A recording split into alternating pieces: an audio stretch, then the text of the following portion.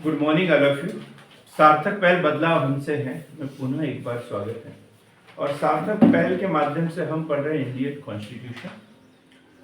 Indian constitution के अंतर्गत हम पढ़ रहे हैं भारतीय न्याय व्यवस्था। न्याय व्यवस्था के अंतर्गत हमने कुछ महत्वपूर्ण अवधारणाएं पढ़ी, जैसे PIL क्या है, पब्लिक इंटरेस्ट लिटिगेशन। इसका दूसरा नाम क्या बताया था?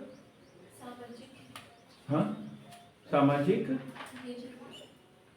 जोर से बोलो। सामाजिक हित याचिका, सामाजिक हित याचिका, सोशल एक्शन लिटिगेशन, ये भी बताया था। तो ये PIL किसके समय शुरुआत हुई थी अर्जुन जी? 1947 में। वो तो अमेरिका की बात नहीं कर रहा हूँ मैं। अमेरिका में 1960 के दशक में। हमारे यहाँ भारत में कब हुई, किसके द्वारा की गई? PN भगवती, न्यायमूर्ति PN भगवती बोले, है ना? न्यायमूर्ति PN भगवती जी के समय। ये भी हमने पढ़ा था, न्यायिक सक्रियता, न्यायिक संयम, दोनों शब्द पढ़ लिए हमने। न्यायिक सक्रियता, न्यायिक संयम। न्यायिक अतिरेक भी पढ़ लिया। क्या होता है दिनेश कुमार? न्यायिक अतिरेक, न्यायिक अतिरेक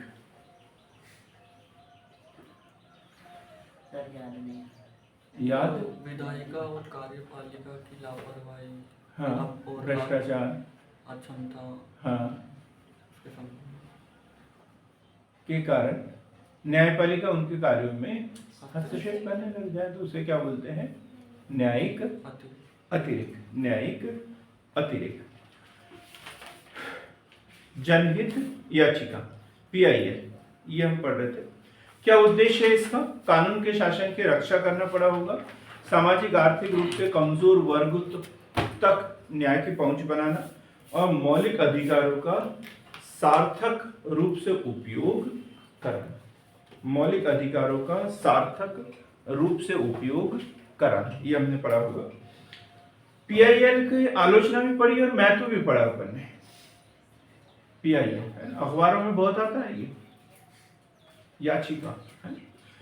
तो जैसे PSC का पेपर होता है और उसके बाद में किसी क्वेश्चन पे आपत्ति लग जाती है, तो सिर्फ एक व्यक्ति के लिए लगती है क्या? वो नहीं, जितने लोगों ने पेपर दिया है वो सबके लिए वो आपत्ति मान्य हो जाती है। तो महत्व यदि देखिए तो देश के नागरिकों को सस्ता एवं सुलभ न्याय उपलब्ध कराना, जो उद्देश्य है वही उसका महत्व है। लेकिन उद्देश्य सैद्धांतिक होते हैं और महत्व व्यावहारिक होता है, तो आखिरी के जो एक दो शब्द होते हैं वो बदल जाते हैं उसमें, उसको अपना लिखने की टेक्निक होती है, उससे बदलना होता है। कानून के शासन को बनाए रखने में मददगार, शासन में उत्तरदायित्व, पारदर्शिता को सुनिश्चित करने में भी PIL की महत्वपूर्ण भूमिका होती है। उत्तरदायित्व और पारदर्शिता बड़े महत्वपूर्ण शब्द है, इससे संबंधित क्वेश्चन हर साल बनते हैं। 3 नंबर का क्वेश्चन आता है उत्तरदायित्व का, उत्तरदायित्व और पारदर्शिता। क्या होता है उत्तरदायित्व? सर जैसे किसी मतलब जैसे किसी के द्वारा कार्य को अपने पे सौंपना। हाँ,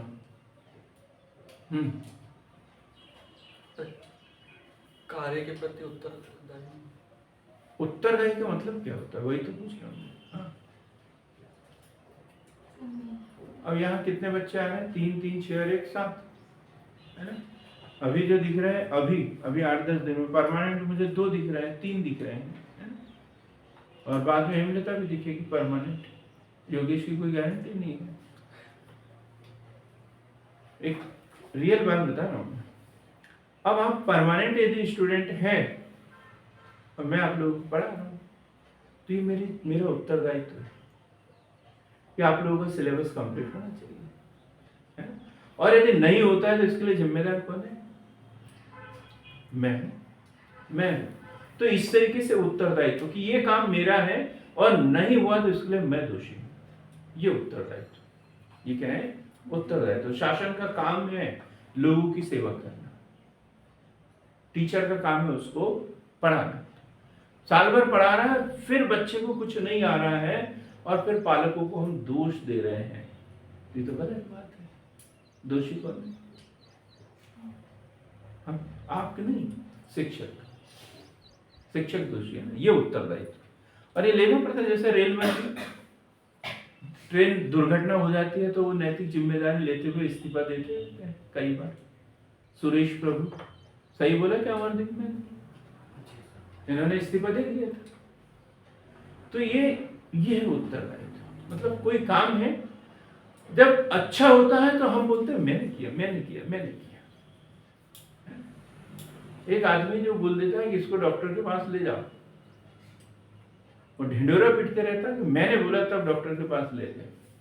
और जो डॉक्टर, जो जिसने ऑटो मंगाया, गाड़ी में बैठाना, दवाई खरीदी, पैसे दिए, उसका कोई मतलब नहीं है। और यदि डॉक्टर के पास गए और डॉक्टर ने बोला इसको कुछ नहीं हुआ, ये ठीक है, तो फिर सामने वाला नहीं बोलेगा कि मैंने बोला इस कारण ले गए थे, जबरदस्ती पंजीत हुए करके। जो पहले जिसने बोला था ना, वो अब नहीं बोलेगा कि मैंने जबरदस्ती बोल दिया, देखा नहीं, परखा नहीं, इनको भेज दिया वहां तक और फिर वापस लाना पड़ा, फिर ऐसा बताएगा क्या वो? नहीं।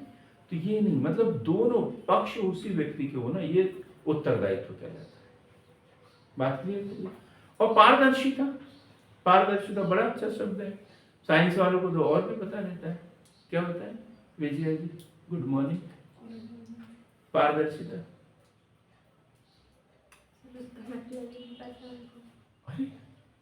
अच्छा, ट्रांसपेरेंट, जिससे आर पार देख सकते हैं। हाँ, तो पारदर्शिता क्या है? मतलब सारी चीजें पता चल जाना चाहिए। सरकार क्या कर रही है, क्यों कर रही है, इसके लाभ क्या होंगे, इसके दुष्परिणाम क्या होंगे, इसकी पूरी जानकारी पब्लिक को होना चाहिए। ये पारदर्शिता है। सरकार ने कोई स्कीम लाई है, कोई भी स्कीम, तो उसके लिए फंडिंग कहाँ से होगी, पैसा कहाँ से होगा, ये सारी चीजें लोगों को पता होना चाहिए। जैसे एक सीधा सा एग्जांपल है, दिनेश कुमार, उदास मत होना है, किसी को बीपीएल का कार्ड बनवाना है ना, उसने आवेदन दे दिया और 15 दिन बाद पता चलता है खारिज हो गया। आवेदन क्या हो गया? खारिज हो गया। अब इनको क्या मालूम क्या किया उस आवेदन के साथ में। अब यदि इनका आवेदन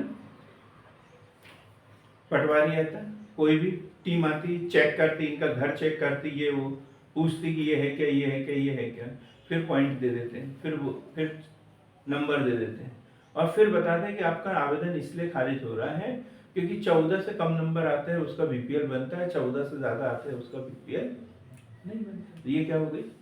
पारदर्शिता। आप लोग पीएससी का एग्जाम देते हैं, तो जैसे पीएससी का पेपर देके आते हैं 3 से 4 दिन में आयोग जो है उसकी एक आंसर शीट डाल देता है, फिर 10 दिन का समय देता है।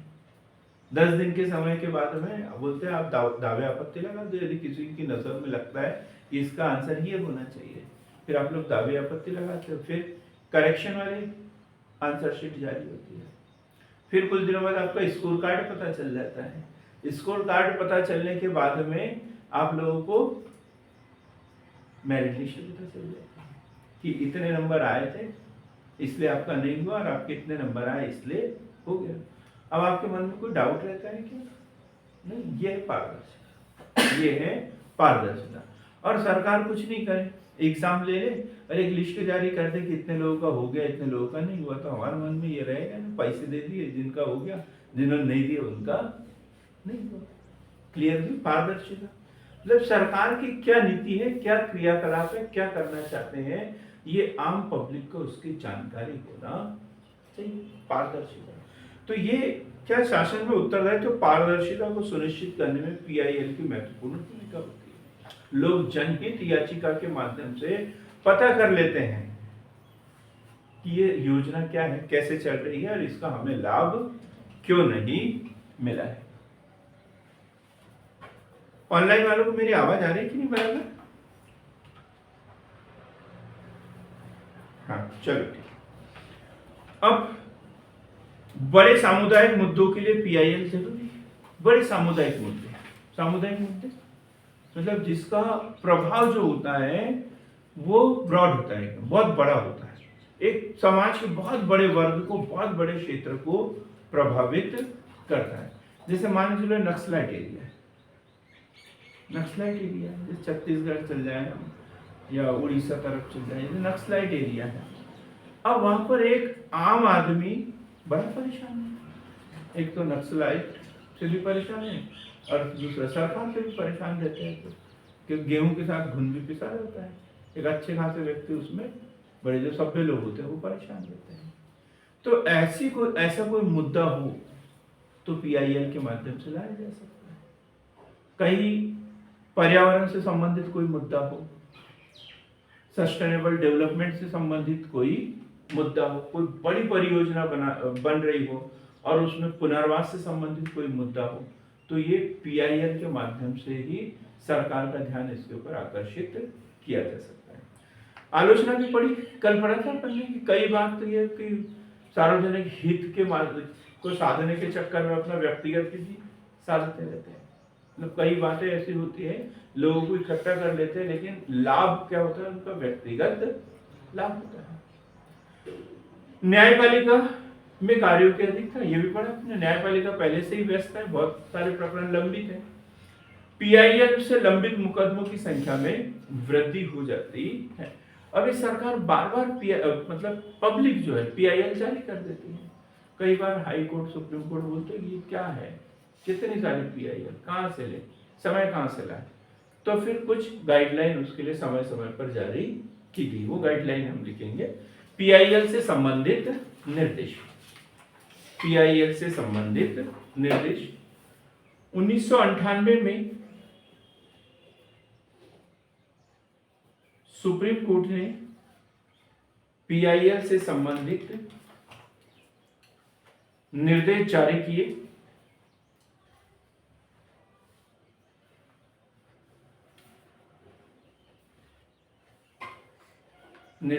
किए।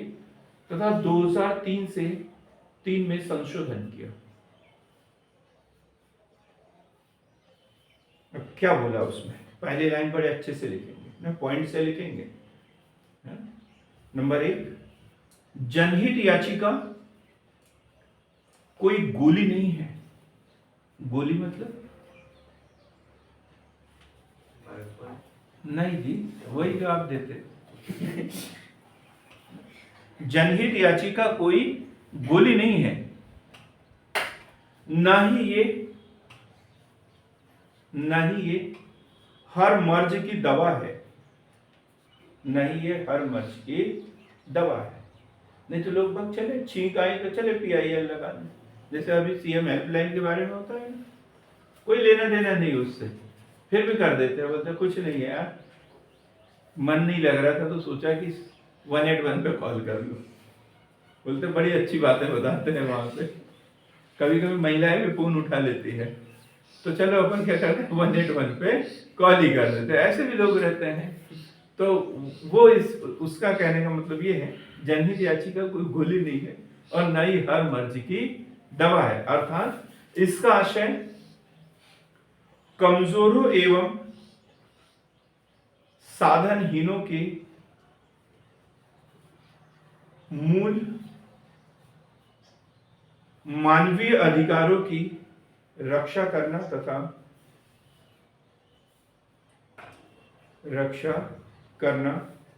तथा सुलभ व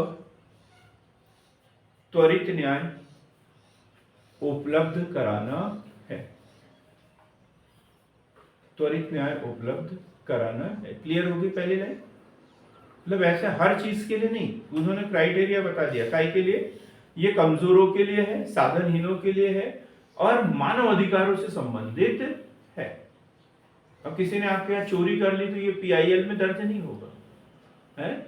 कोई आपको अंधेरे में मारपीट करके चला गया तो इसका पीआईएल दर्ज नहीं होगा, क्योंकि किसी ने बोला था कि आप अंधेरे में जाके बैठे रहो। नहीं, गलती तो है कहीं ना कहीं। तो ये ऐसे मामले दर्ज नहीं होंगे। बस मानव अधिकारों से संबंधित और उन वर्गों के लिए, उन लोगों के लिए जो साधनहीन है, जो वो मतलब जो लाइन है, जो प्रॉपर जो लाइन है उससे न्याय पाने में असमर्थ है। दूसरा, न्यायालय जरूरी व वैध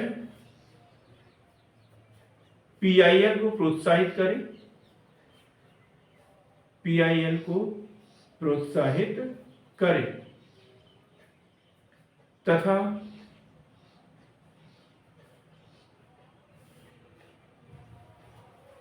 बिना कारणों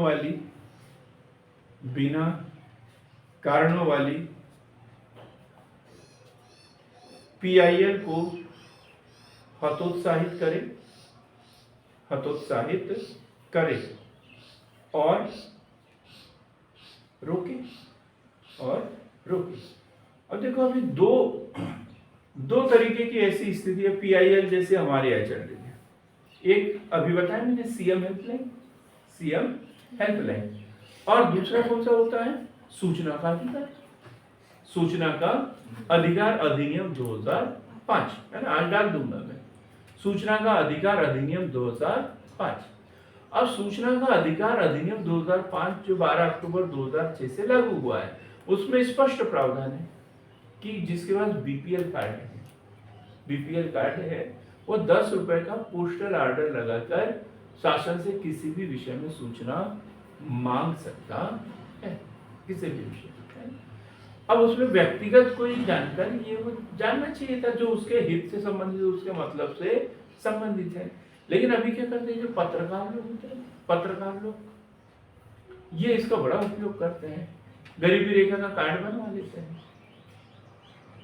डर रहता है ना अधिकारी लोग को भी कि कहीं हमारे विषय में गलत न छाप दे, तो फिर बन जाते हैं, इनके गरीबी रेखा का कार्ड बन जाता है। नहीं है तो इनके जैसे किसी को ढूंढ लेते हैं, तो तुम्हारा दे दो यार, 10 की जगह 20 ले लेना, 100 रुपए ले लेना, शाम को एक बाटली का खर्च ले लेना, पर तुम्हारा कार्ड दे दो, हमें एक काम है। और उसके नाम से मांग लेते हैं किसी भी विभाग की 5 साल की, 10 साल की लंबी अवधि की जानकारी, 400 पेज की, 500 पेज की जानकारी मांग लेते हैं। और खर्च कितना लगता है, मात्र 10 रुपए का पोस्टल ऑर्डर। तो अब ये जैसे हमारे कॉलेज में अभी ये हुआ था, जब वो सेटमैप से आउटसोर्स से भर्ती हुई बेचारों को 10,000 11,000 कुछ वेतन मिलता है। भीमपुर का रहा, शाहपुर का रहा, शाहपुर के पत्रकार ने उसमें आवेदन किया कि आप क्या भर्ती हुई है, उनकी योग्यताएं क्या है करके, और सूचना के अधिकार के तहत जानकारी मांग ली। क्या लेना देना, लेकिन मांग ली। तो इस तरीके के पीआईएल में अब यहाँ कोई ठोस आधार यदि होता सूचना के अधिकार का, भाई आपने भ्रामक जानकारी मांग ली, कुछ मांग ली, तो आपके ऊपर इतने समय इतना आर्थिक दंड दिया जाएगा, इतना जुर्माना किया जाएगा, ऐसा कुछ होता। वे ऐसी कोई जानकारी मांगते क्या? नहीं। लेकिन पीआईएल में क्या करती है? अब देखो आगे क्या, ऐसे 181 में हम झूठी शिकायत कर देते हैं, कई लोग कर देते हैं, बिना कारण के शिकायत कर देते हैं। अब वो बाद में उठा भी लेते हैं, लेकिन फिर कुछ होता है क्या उनके साथ? नहीं होता है। एक आदमी का काम से कोई इतना ही है शिकायतें करना, गांव का एक्सपर्ट आदमी है वो, जब किसी को कोई दिक्कत होती है तो बोलते उसके बाद चल जाओ, वो सीएम हेल्पलाइन करवा देगा। ऐसे भी दुरुपयोग भी हो जाता है। ठीक, पहले हमारे गांव में पोस्ट ऑफिस होता था, पोस्ट ऑफिस में डब्बा था, उसका डब्बा। तो क्या करते थे, अमरदीप जैसे आदमी है, उसमें देखा मैंने, रास्ते में कागज पड़ा, उठाया, फोल्ड किया, डाल दिया। बोले क्यों डाल रहा भाई? तो बोले पोस्टमैन आके देखेगा तो सही किसका है करके। फिर पता चला उसको कि जिसके नाम से चिट्ठी भेजते हैं, उसको 10 रुपए 20 रुपए ऐसे देना पड़ता है बैरक। यदि बिना टिकट लगी वाली चिट्ठी भेजते हैं तो भाई योगेश से दुश्मनी हो गई किसी कारण से, तो 5-6 चिट्ठियां बना दी और ऊपर लिख दिया योगेश उइके और ये फलाना यहाँ का है, और जा रही है उसके घर में, पोस्टमैन लेके जा रहा है, वो 10-10 रुपए हर बार देते जा रहा है, भेजने वाले को कोई खर्च नहीं। तो ऐसा दुरुपयोग होता था उसका। लोग बात फिर इस चक्कर में कभी काम की भी चिट्ठी आती थे तो छुड़ाते ही नहीं थे, बोले पैसे कौन दे। तो पीआईएल में भी यही होता है, फालतू चीजें वहां पहुंच जाते थे। तो ये गाइडलाइन जारी हुई कि भाई जो अच्छी पीआईएल है, जो वास्तव में है, उसको प्रोत्साहित करे, उसको पुरस्कार दे, समाचार पत्रों में प्रकाशित करे, ताकि ऐसे मामले न्यायालय के सामने आते रहे। और यदि कोई पीआईएल ऐसी है जो संबंधित नहीं है तो फिर फटकार लगाए। जैसे ये बोलते हैं, अभी अखबारों में आते रहता है ना कि कोई अपील करता है तो उसको फटकार लगा देते हैं। जज साहब ने लगाई फटकार करके, यदि आप दोबारा ऐसा मामला लेके आए तो तुम्हारा लाइसेंस रद्द कर देंगे, ऐसे बोलते हैं वकील को। ऐसे इसमें भी प्रावधान है। ठीक है, क्लियर हो गई। अगला है पीआईएल की सुनवाई से पहले, पीआईएल की सुनवाई से पहले, पीआईएल की सुनवाई से पहले न्यायालय सुनिश्चित कर ले कि न्यायालय सुनिश्चित कर ले कि पीआईएल वास्तविक जनहानि के समाधान को लक्षित है, वास्तविक जनहानि के समाधान को लक्षित है कि भाई ये पीआईएल है। अब ये देख लेंगे कि वास्तव में इसका समाधान कर सकते हैं या नहीं कर सकते हैं, तो आम जनता को इसका बेनिफिट मिलेगा या नहीं।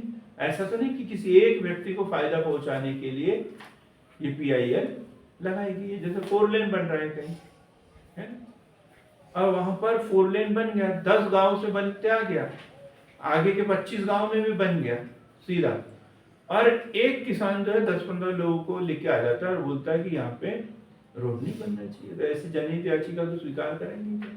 वो अकेला किसान बोलेगा कि 10-15 लोगों को भले लेके जाए और बोले कि नहीं यहाँ से उपजाऊ फसल जा रही है, ये है वो है, तो ऐसी पीआईएल मान्य नहीं होगी। ऐसी पीआईएल, क्योंकि रोड में इतनी ज्यादा जमीन तो जाती नहीं किसी की जान चल जाए, तो ऐसी पीआईएल कोई लगा दे तो मान्य नहीं होगी। और इसके लिए उन्हें निर्णय लेना होता है कि कौन सी जन समस्या के समाधान के लिए और कौन सी नहीं। न्यायालय ये भी देखेगी, न्यायालय यह भी देखे कि पीआईएल दायर करने के पीछे कोई व्यक्तिगत लाभ, कोई व्यक्तिगत लाभ, व्यक्तिगत प्रेरणा, गलत इरादा तो नहीं, गलत इरादा तो नहीं। अगला लिखेंगे लास्ट, गलत इरादे से दायर याचिका पर भारी जुर्माना, न्यायिक, गलत इरादे से दायर पीआईएल पर या याचिका पर भारी जुर्माना। आज हम पढ़ेंगे न्यायिक, न्यायिक पुनर्विलोकन।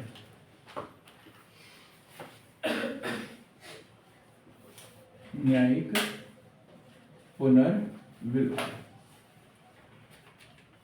न्यायिक पुनर्विलोकन। दिनेश कुमार जी, शासन के 3 अंग हैं, कार्यपालिका, व्यवस्थापिका, न्यायपालिका। कल भी आपने यही बोला। विधायिका, कार्यपालिका। हाँ, मैंने बोला क्रम से बोलो। पहला क्या, विधायिका, दूसरा कार्यपालिका और तीसरा न्यायपालिका। विधायिका का कार्य कानून बनाना, कार्यपालिका का उसे लागू करना, और न्यायपालिका का उसे उसका उल्लंघन करने पर दंड देना। फिर ऑब्जेक्शन लगा कि न्यायपालिका का काम क्या है, कानून क्या है ये बताना, ना कि कैसा होना चाहिए ये बताना। ये हुआ ना उसमें, न्यायिक सक्रियता पर ऑब्जेक्शन लगे थे उसके। ठीक, लेकिन ये न्यायिक पुनर्विलोकन क्या है? व्यवस्थापिका ने कानून बना दिया, व्यवस्थापिका ने कानून बना दिया।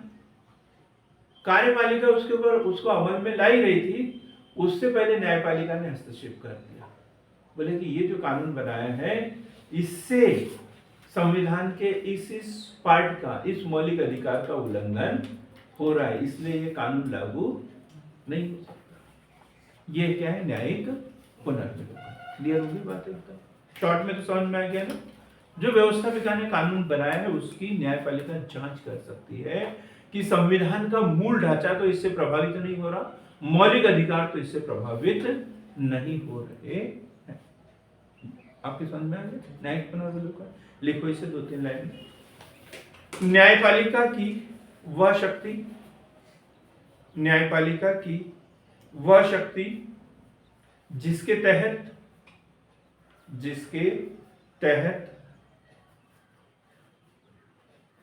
कार्यपालिका के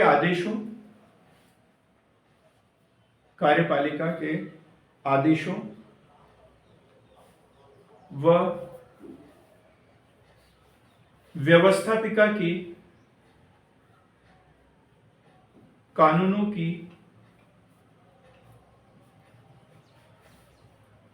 संवैधानिकता की जांच करना, क्या होता है? न्यायपालिका की वह शक्ति जिसके तहत कार्यपालिका के आदेशों व व्यवस्थापिका के द्वारा निर्मित कानूनों की जांच की जाती है। जांच संवैधानिकता की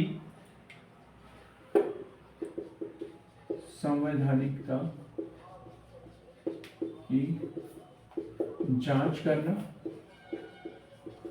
व असंवैधानिक पाए जाने पर उसे निरस्त कर सकता है, अवैध घोषित कर सकता है, उसे अवैध घोषित करना। ये है न्यायिक पुनर्विलोकन। न्यायिक पुनर्विलोकन।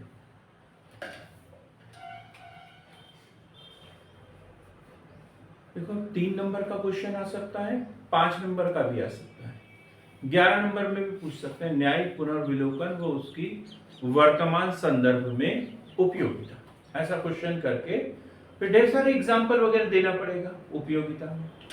बड़ा क्वेश्चन भी बन सकता है। जब एक बार हमारे समझ में आ जाता है तो आगे हम उसको डिटेल में लिख सकते हैं। जो मैं कथा कहानियां बताता हूँ ये याद रखना है, यही आपको सही आंसर तक पहुंचाएगी। रटा हुआ हम भूल जाते हैं, लेकिन जो हम वास्तविक जीवन के एग्जाम्पल देके समझते हैं तो 11 नंबर का क्वेश्चन लिखने में वही हमारे लिए मददगार होते हैं। अर्थात न्यायालय की वह शक्ति जिससे वह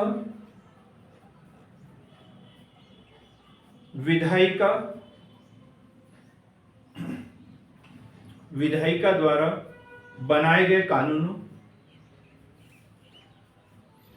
आदेशों तथा प्रशासन के द्वारा किए गए कार्यों की जांच करती है कि वह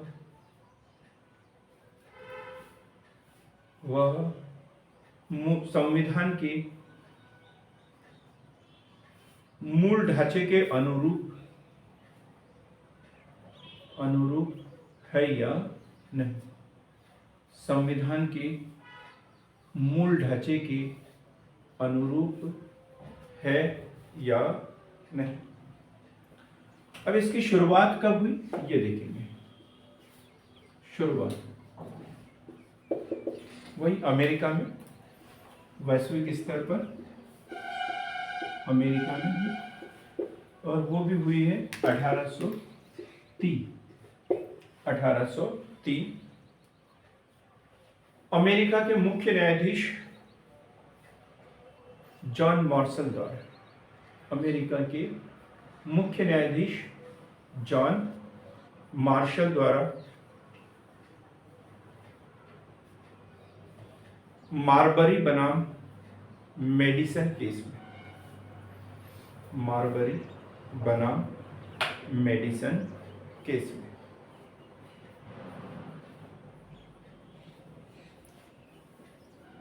भारतीय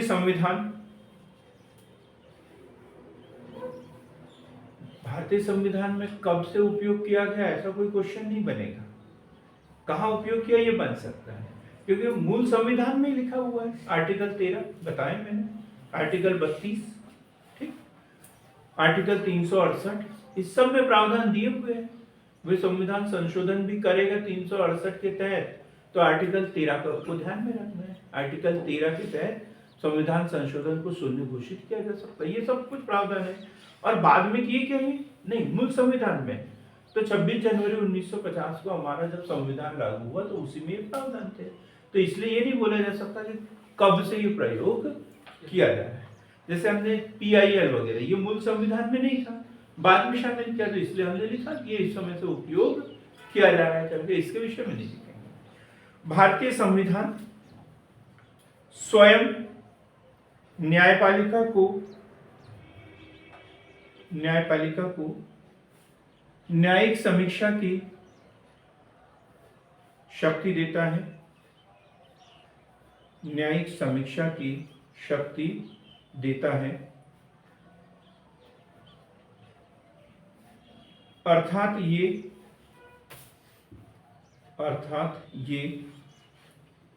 संविधान के मूल ढांचे का तत्व है, संविधान के मूल ढांचे का तत्व है। संविधान का मूलभूत ढांचा बताया मैंने, जो प्रस्तावना में है, प्रस्तावना में इकाई नागरिकता, ये संविधान का मूलभूत ढांचा। न्यायपालिका की स्वतंत्रता, ये संविधान का मूलभूत ढांचा है। आर्थिक सामाजिक न्याय संविधान का मूलभूत ढांचा है। ऐसे कोई विधि नहीं बना सकते जिससे किसी की सामाजिक स्थिति प्रभावित हो रही हो। ऐसा कोई कानून बना सकते हैं क्या? नहीं। जिसमें संविधान संशोधन के द्वारा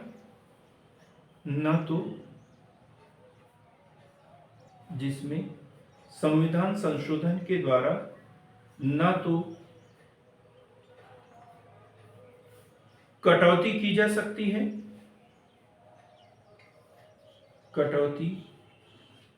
सकती है, और ना ही इसे हटा सकते हैं, क्लियर है? क्योंकि ये मूल संविधान में ही है। काय से संबंधित है? ये मूलभूत ढांचे से संबंधित है। और व्यवस्थापिका या कार्यपालिका नए कानून बनाकर या कार्यपालिका नए आदेश जारी करके इनको परिवर्तन नहीं कर सकते, और यदि परिवर्तन करे तो सर्वोच्च न्यायालय उसकी समीक्षा करेगा, और यदि संविधान के मूलभूत ढांचे के विरोध में नजर आए या उसमें कटौती हो रही हो तो उस विधि को क्या कर देगी? अवैध घोषित कर देगी, शून्य घोषित कर देगी। अब न्यायिक समीक्षा शक्ति का प्रयोग, न्यायिक समीक्षा शक्ति का प्रयोग।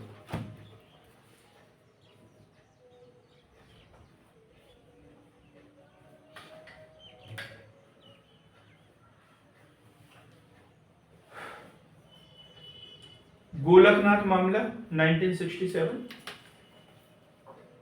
इसको हम बाद में डिटेल में पढ़ेंगे। जब संविधान संशोधन पढ़ते हैं तब। गोलकनाथ मामला 1967, केरल बना ये मामला है। दूसरा है बैंकों का राष्ट्रीयकरण। ये तो बड़ा महत्वपूर्ण क्वेश्चन है, यहां से क्वेश्चन बनता ही है। बैंकों का राष्ट्रीयकरण,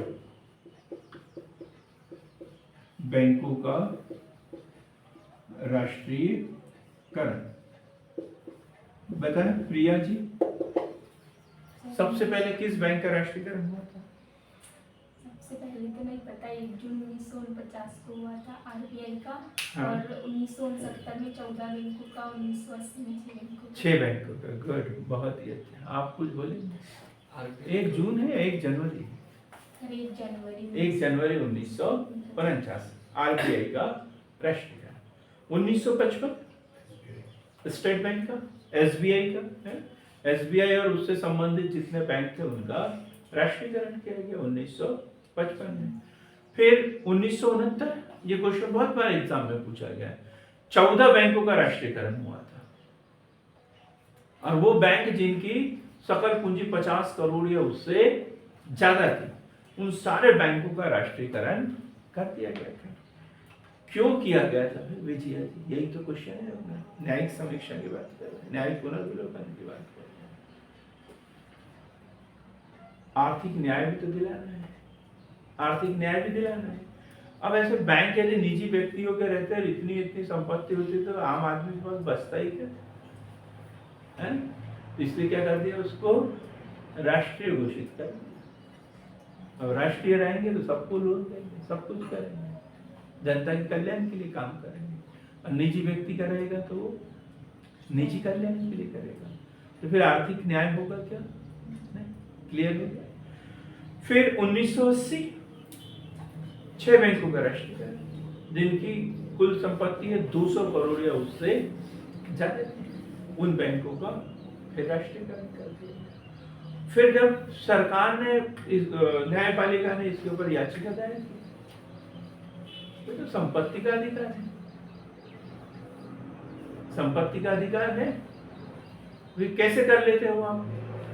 जैसे ये 6 बैंकों का किया, 14 बैंकों का 1969 में, तो जनहित याचिका या जो भी है वो लगाए वहां पे, याचिका दर्ज हुई, भाई ये तो संविधान का अतिक्रमण है। तो उन्होंने संविधान में संशोधन किया था, 42वां संविधान संशोधन 1976। संपत्ति के अधिकार को वहां से उठा के, मौलिक अधिकारों से उठाकर कहां डाल दिया, 300 का कानूनी अधिकार बना दिया। तो अब तो कर सकते हैं, तो उन्होंने दोबारा किया 1980 में 6 बैंकों का राष्ट्रीयकरण। ठीक, तो इस तरीके से जो भी होगा संविधान के दायरे में रहकर ही किया जाता है। केशवानंद भारती मामला 1973, राष्ट्रीय न्यायिक नियुक्ति आयोग, राष्ट्रीय न्यायिक नियुक्ति आयोग 2014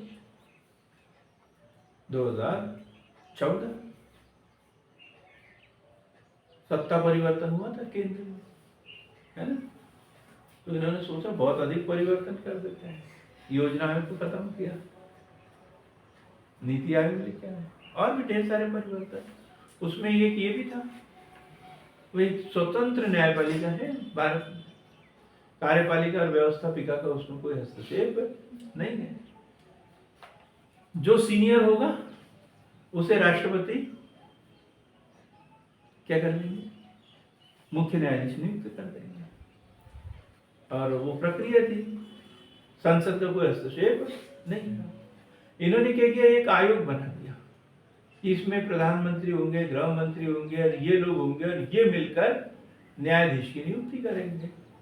न्यायपालिका ने आड़े हाथों ले लिया और वो उसको असंवैधानिक घोषित कर दिया। और फिर जैसे पुरानी प्रथा थी वैसे ही अब नियुक्ति होती है। तो इस तरीके से जब कार्यपालिका विधायिका कोई ऐसा बिल पास कर देती है जो संविधान के अनुरूप नहीं है, तो न्यायपालिका उसे शून्य घोषित कर सकती है। अब न्यायिक समीक्षा के लिए प्रावधान कहाँ किए हैं, तो प्रावधान आर्टिकल 13, बार बार बताता रहता हूं मैं, अनुच्छेद 13 मूल अधिकारों के, अनुच्छेद 13 में स्पष्ट प्रावधान है, मूल अधिकारों के उल्लंघन करने वाली विधि अवैध होगी। मूल अधिकारों के उल्लंघन करने वाली विधि अवैध होगी। मूल अधिकार अपन ने पढ़ दिया, भाग 3 में है, आर्टिकल 12 से 35 तक है, लेकिन हम 14 से ही पढ़ते हैं। इसमें 12 में राज्य की परिभाषा और 13 में ये प्रावधान दिया हुआ है। अब आर्टिकल 32, अनुच्छेद 32 में भी प्रावधान किया हुआ है। मूल अधिकारों की रक्षा की गारंटी कौन देता है? सर्वोच्च न्यायालय देता है, सुप्रीम कोर्ट देता है, सुप्रीम कोर्ट देता है। अनुच्छेद 131, ये तो अभी अभी पढ़ा, ताजा एकदम कुछ दिन पहले। अनुच्छेद 131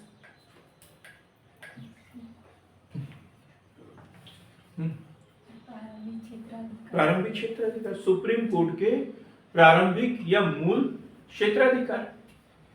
वे ऐसा कोई मामला है तो सीधा न्यायालय में जाएगा, सरकार के पास में। प्रारंभिक क्षेत्राधिकार, सुप्रीम कोर्ट का प्रारंभिक क्षेत्राधिकार।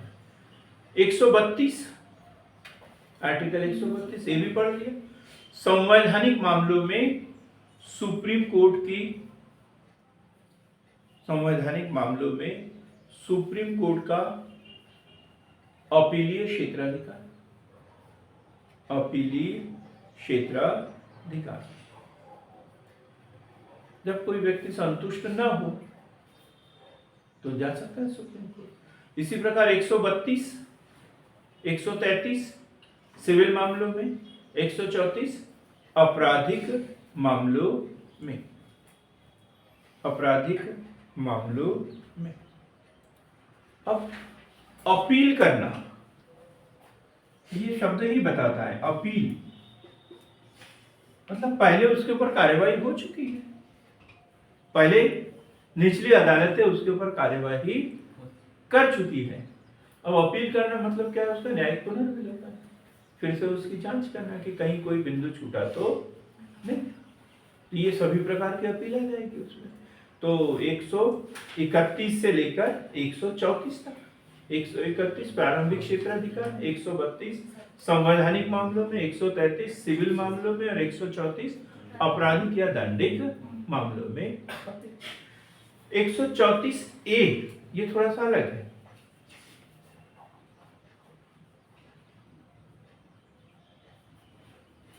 क्या है? प्रमाण पत्र। प्रमाण पत्र कौन जारी करता है? प्रमाण पत्र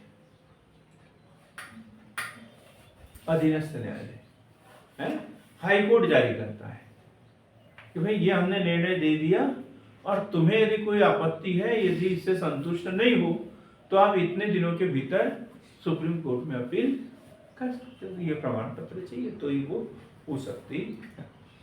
आर्टिकल 226, आर्टिकल 226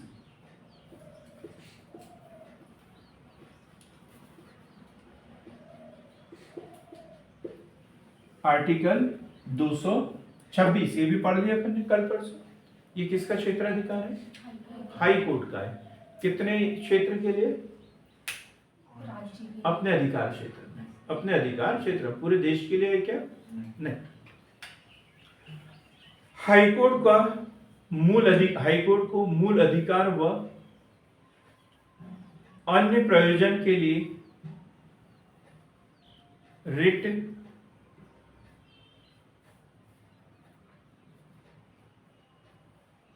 जारी करने की शक्ति।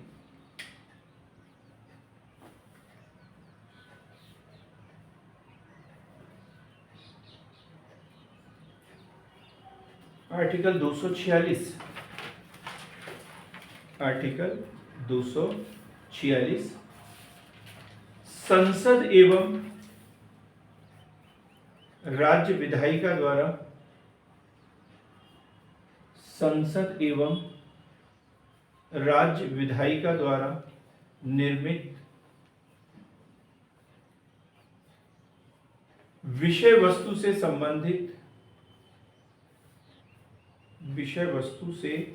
संबंधित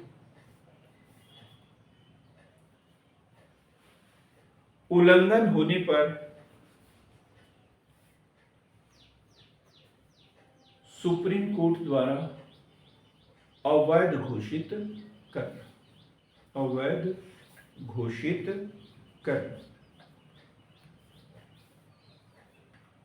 कोई भी कानून भी बन जाए तो भी ये अवैध घोषित कर सकते हैं। 254 ये महत्वपूर्ण आर्टिकल है। 254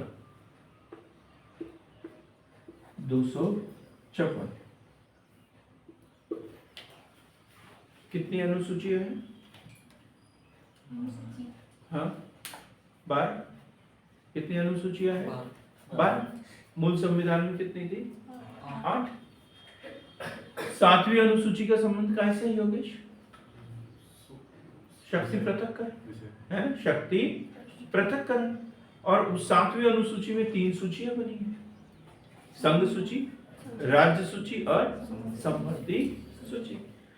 अब केंद्र और राज्य में तो स्पष्ट बंटवारा हो गया। विवाद समवर्ती सूची में क्या है? उसमें समवर्ती सूची में कि जो समवर्ती सूची में विषय शामिल है, जैसे शिक्षा हो गया, वन हो गया, तो ये जो विषय है इसके ऊपर केंद्र भी कानून बना सकती है और राज्य सरकार भी अपने स्तर पर कानून बना सकती है। अब केंद्र में भी वही सरकार, राज्य में भी उसी दल की सरकार हो तो फिर तो भाई भतीजावाद चलते रहेगा, कोई दिक्कत ही नहीं है उसमें। लेकिन दिक्कत तो होती है जब केंद्र में अलग सरकार हो और राज्य में अलग सरकार हो, तब बड़ी दिक्कत होती है। केंद्र की योजनाओं को लागू नहीं करते और कुछ अलग कर लेते हैं। ये अलग करते हैं तो केंद्र उनके ऊपर आपत्ति, वो अलग कुछ करने की बात करता है। और स्पष्ट दिया है फिर इसमें क्या दिया है? 254 आर्टिकल है ना, क्या दिया है? समवर्ती सूची पर कानून,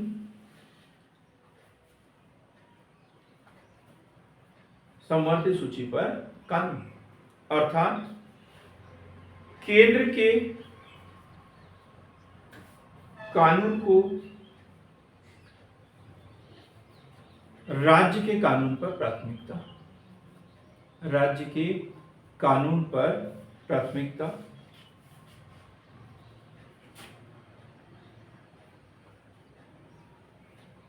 अनुच्छेद 368 ये तो सबको पता है, संविधान संशोधन करने की शक्ति। अभी पूरा नहीं हुआ, केवल केंद्र में, ये लिखेंगे तब पूरा होगा। संविधान संशोधन की शक्ति केवल केंद्र को है, राज्यों को नहीं है। राज्य सरकार ऐसी कोई विधि बना लेती है जिससे संविधान का उल्लंघन हो रहा हो तो खारिज हो जाएगा। कोई नहीं, संविधान में संशोधन करने की शक्ति केवल किसको दी है? केंद्र को दी। आर्टिकल 368 ये 3 नंबर का क्वेश्चन आता है अमरदीप जी, लोग बाग लिख देते हैं संविधान में संशोधन दक्षिण अफ्रीका के संविधान से लिया गया है, लेकिन ये बोलते ही नहीं है कि किसको है, केवल केंद्र को है ना, ये लिखना पड़ेगा। नहीं तो 1 नंबर तो वही कट है ना। अब हम पढ़ेंगे, ये सारी बातें तो है न्यायिक पुनर्विलोकन की, लेकिन क्या समस्या नहीं होती उसमें? समस्या है न्यायिक पुनर्विलोकन की समस्या। हेलो, कोई कुछ बोल रहे क्या?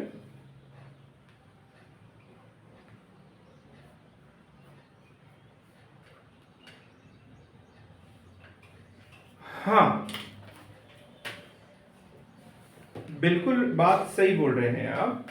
न्यायिक पुनर्विलोकन का मतलब ये नहीं है कि सिर्फ सर्वोच्च न्यायालय ही करे, इसका मतलब ये है कि जो कानून बने हैं उसका पुनर्विलोकन कर सकते हैं, ये बोलना चाह रहा था मैं। ठीक है, जैसे हमने स्पष्ट बताया, राज्य ने कोई कानून बना दिया स्थानीय स्तर पर, ठीक, और वो संविधान के किसी भाग को प्रभावित कर रहा है, तो ये हो ही नहीं सकता, क्योंकि ऐसा कोई कानून बनाने का अधिकार राज्य को है ही नहीं। किसको है? केंद्र को। ये बताना चाह रहा था मैं।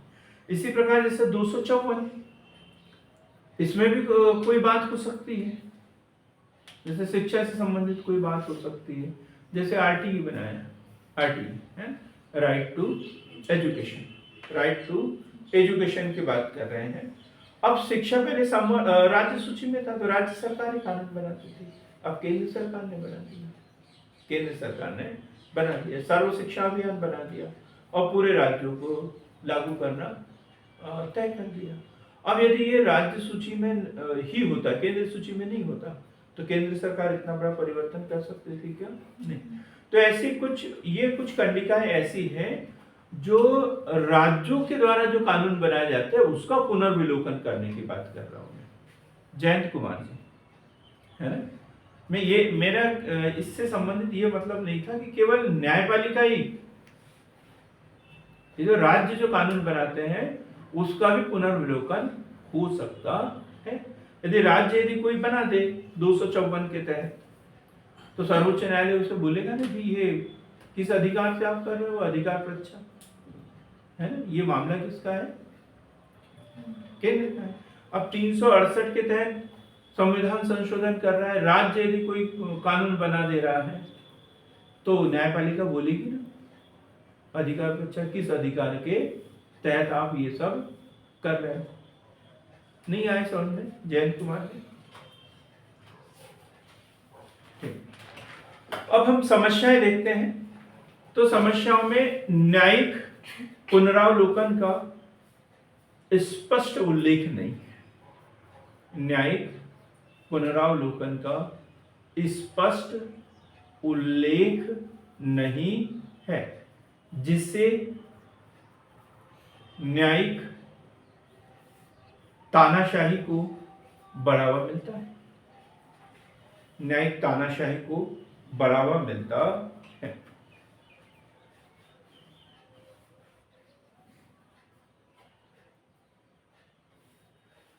सरकार के तीनों अंगों में विवाद, सरकार के तीनों अंगों में विवाद,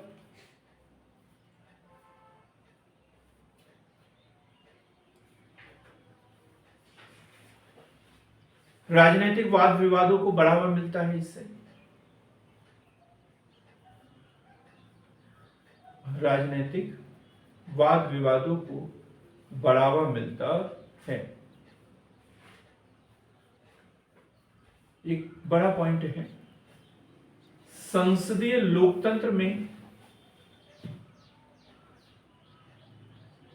कानून बनाने का कार्य संसद का है,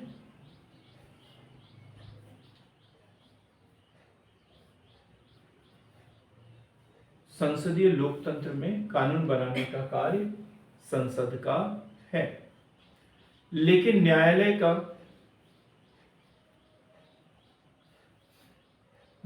का इसमें हस्तक्षेप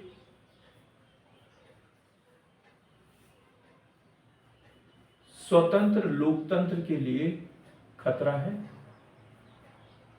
अब यदि हम शुद्ध सात्विक रूप से समझे इसे, क्योंकि जो संसद के जो सदस्य हैं वो जनता के प्रतिनिधि हैं, सामान्य शब्दों में, है ना, किसके प्रतिनिधि है?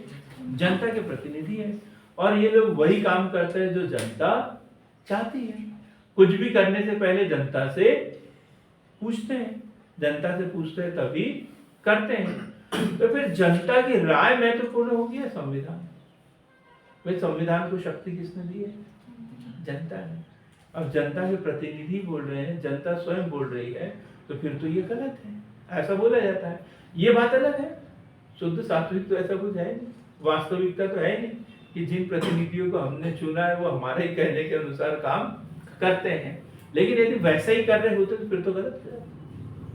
तो इसलिए यहाँ पर थोड़ा सा दोष भी है उसमें, क्योंकि संविधान 1950 में बना है, उसमें कुछ परिवर्तन हो सकते हैं, तो परिवर्तन होना भी चाहिए। अब एक लास्ट अवधारणा 2 से 3 लाइन में कंप्लीट करेंगे हम। उपचारात्मक याचिका, उपचारात्मक याचिका।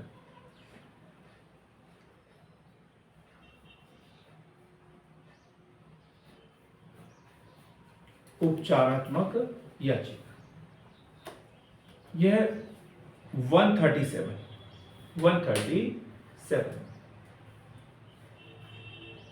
लिखेंगे इसे। न्यायिक प्रक्रिया की एक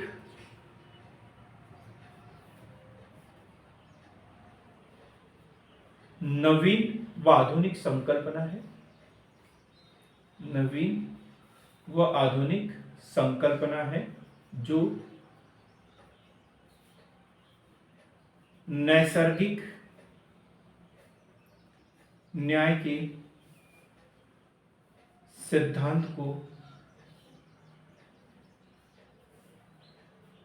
मजबूती देता है। नैसर्गिक न्याय के सिद्धांत को मजबूती देता है।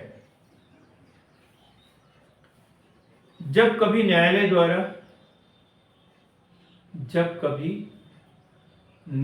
द्वारा किसी निर्णय में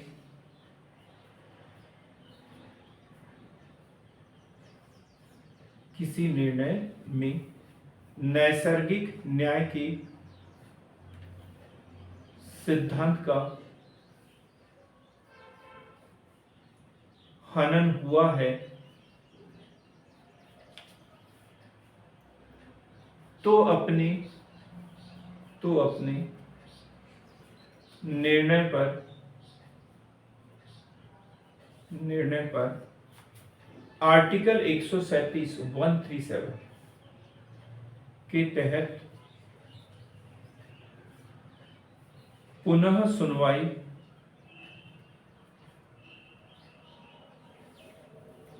उसी पीठ में कर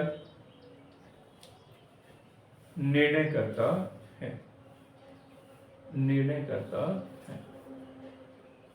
अभी तक जो पढ़ा हमने वो मैटर थे, वो मामले थे जो सरकार से संबंधित थे, व्यवस्थापिका कार्यपालिका से संबंधित थे। लेकिन यदि किसी न्यायालय में जो निर्णय दिया है और उसी को रिव्यू करना चाहता है तो ये अधिकार कायम है 137। ठीक है, लेकिन क्या न्यायालय निर्णय करे और रिव्यू कर ले? नहीं, उसकी कुछ शर्तें हैं। क्या शर्तें हैं? किसी वकील के प्रमाण पत्र की जरूरत है। वकील बोले कि ये निर्णय ऐसा हुआ है या ऐसा होना चाहिए। क्या याचिका दायर करने के लिए किसी वकील के प्रमाण पत्र की जरूरत है? वकील के प्रमाण पत्र की जरूरत है। ठीक है, अब जिसको लग रहा था कि मेरे साथ गलत हुआ और उन्होंने रिव्यू करने के लिए बोला, तो रिव्यू करने के लिए क्या चाहिए? एक वकील चाहिए, उसके साथ में उसका प्रमाणीकरण चाहिए। वो आर्टिकल के तहत बताएगा कि ये होना चाहिए था, ये हो गया, मतलब कहीं ना कहीं तो तुम्हारे साथ धोखा हुआ, या तो तुम न्यायालय को अपनी बात बता पाने में असमर्थ हुए हो, या न्यायालय तुम्हारी बात को समझने में कुछ कमी रहेगी। कोई ना कोई तो बात है, जैसा प्रमाण पत्र उसके पास में होना चाहिए वकील का। अब न्यायालय के पास में चला गया तो न्यायालय सिर्फ उस प्रमाण पत्र को देखकर स्वीकृत नहीं करेंगे, वो क्या करेंगे? एक ट्रिब्यूनल बनाएंगे।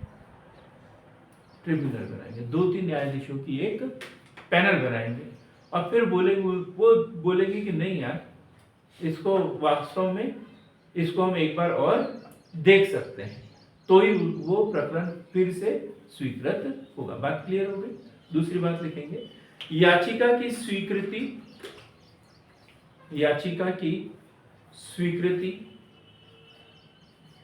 मूल पीठ के न्यायाधीशों